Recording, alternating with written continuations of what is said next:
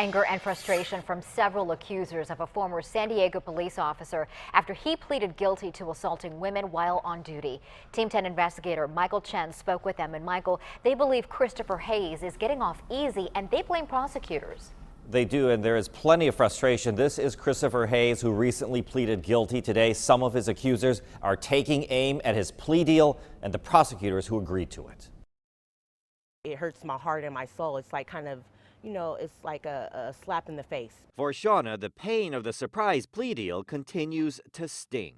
I felt like I was being victimized all over again. Shauna met then-Officer Christopher Hayes in 2012. She and her cousin were heading home from a bar when the car broke down. After her cousin went for help, Shauna says Officer Hayes pulled up and eventually threatened her, saying she would end up in jail if she did not give him oral sex. She agreed. When he said that to me, I believed him. Almost 2 years later, Hayes pleaded guilty to felony false imprisonment and misdemeanors for assault and battery amid charges involving 4 women. Because of the plea deal, Hayes now faces a 1-year sentence instead of 4 years. Couldn't believe it.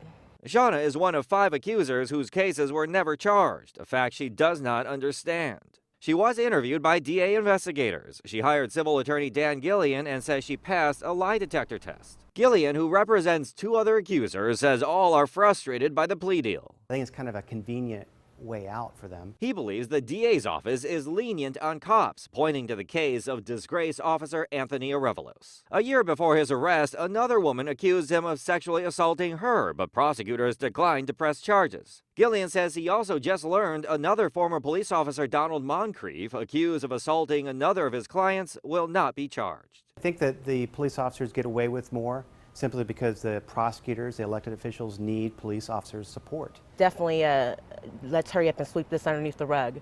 And with that mentality, nothing will ever change. It's going to happen again. Now, in the last few hours, we did get this statement from prosecutors. It reads, "The only pattern in the district attorney's office is one of holding individuals accountable for their crimes, no matter who they are.